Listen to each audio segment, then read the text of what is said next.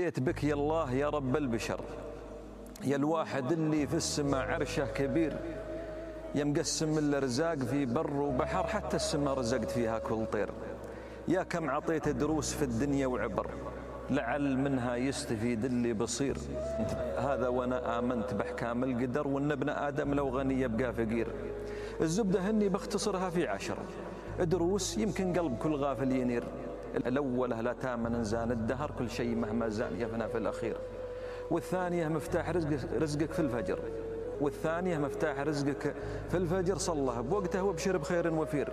والثالثه في والدينك لو تبر، كل شيء عسر عقب دعوتهم يسير.